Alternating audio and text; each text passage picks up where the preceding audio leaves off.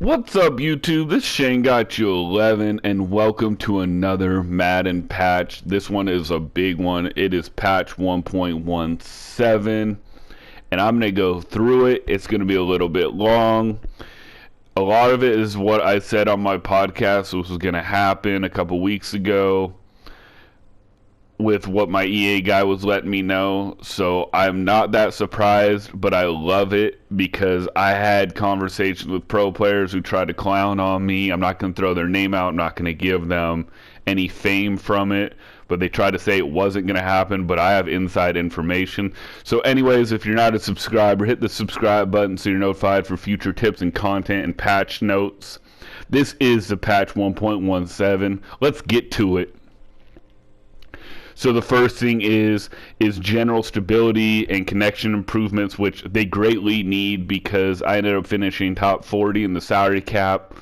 But the main issue was getting booted a bunch. I should have been in the top 15, but with all the boots, I wasn't. But, I mean, that could be said for anyone. Franchise updates. They fixed an issue causing all players from a downloaded draft class file to appear as early first rounder in the Scout College Players tile.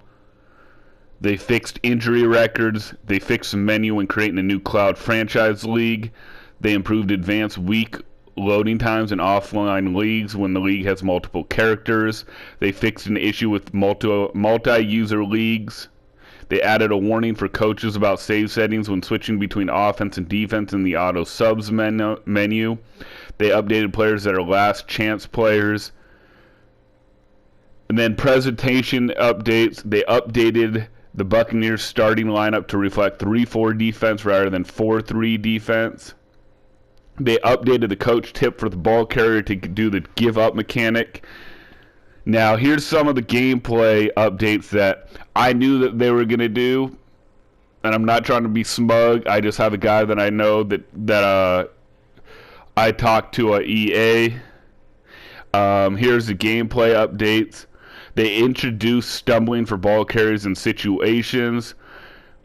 They had that last year. They didn't have it this year, so they put it back on. They caused ball carriers to stumble when running into traffic in situations.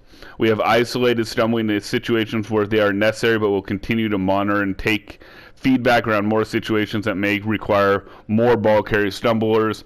What they're saying is when people run into the offensive line and bounce into the offensive line, you're going to stumble. So be ready for that. Also, they tuned to reduce the frequency of auto-broken tackles versus AI-controlled and user-controlled defenders when using conservative tackle on competitive game style. So, if you're trying to conservative tackle, you will be able to tackle with a better chance. And if the user is controlling, you're going to tackle even better than the computer. I'll get into it even more.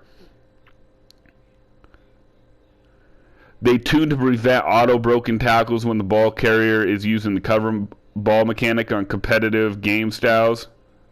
So what pro players were doing is they were covering up the ball and holding speed bursts, and you weren't losing top speed, and at times you'd have broken tackles. They just run over people. That is no longer going to happen. That is a conversation I had with pros that said it would never be fixed, that it was realistic, and I said it wasn't realistic. Well, EA agrees with me.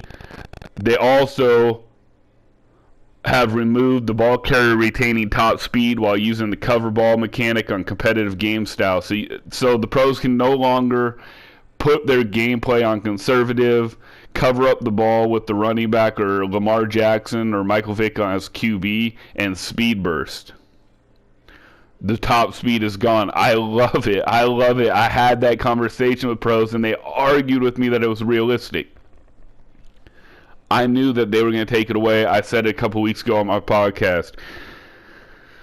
Podcast is every Thursday at 4 p.m. Pacific time. They added functionality to receiver zone abilities, rack them up, double me, and max security so that they will beat the press versus man coverage when in the zone. And they also tuned to increase block shed speed for the run stuffer zone ability when in the zone.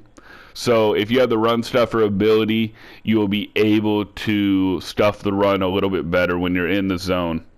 They also are reducing situations where the computer will cause hit stick fumbles on competitive game style, except scrambling QBs where the computer still can cause fumbles. And I love this. And the reason why I love this is because a lot of the pro players, a lot of players would use like a Pat Tillman enforcer, run up, click off, and let the computer hit stick you and cause a fumble. What they're trying to do now is you better use your tackle, because if you switch off, you're not going to get that fumble as much. You might get the tackle, but you won't get the fumble as much.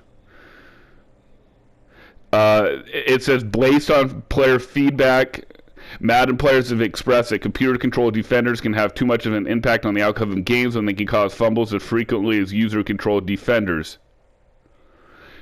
Computer defenders have been decreased to cause fumbles in competitive game style, but does not apply when tackling scrambling QBs. I like it and I don't.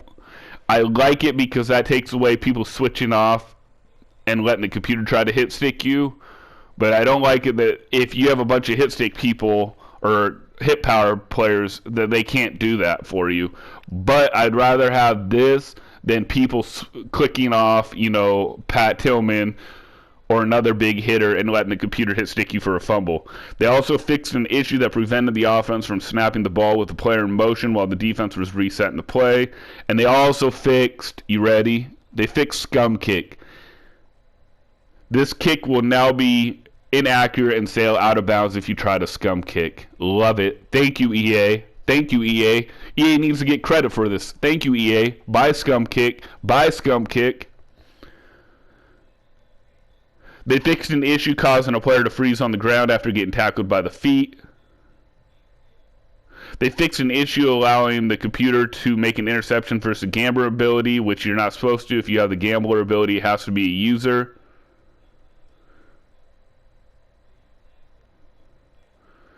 They tuned to improve pass leading down on slant routes, which I don't know if I really like because people are being OP on low throws. So I don't know if I like that. They also, for Ultimate Team Update, which I do like, they allowed players like us to get our currency refunds back for superstar abilities, zone abilities, and chemistries. We'll get a 90% refund now instead of them taking basically half. Now you get a 90% refund.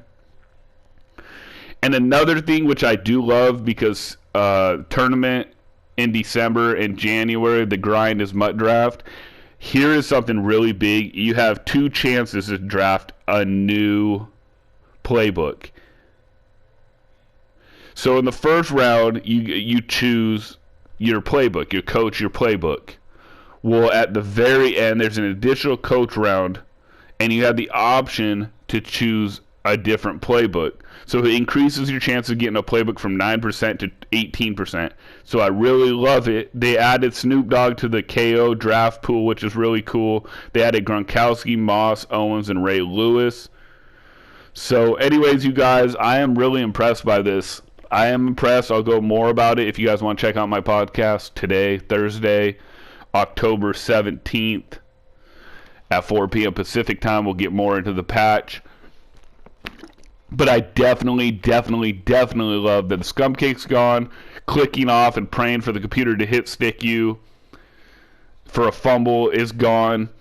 And I also love that you can't hold down R2 and R1 and not lose top speed. Anyways, you guys, let me know what you guys think in the comment section. I greatly appreciate you guys always tuning in, even the haters. So, Shane got you 11. Hit the subscribe button. Join my crew. Let's go.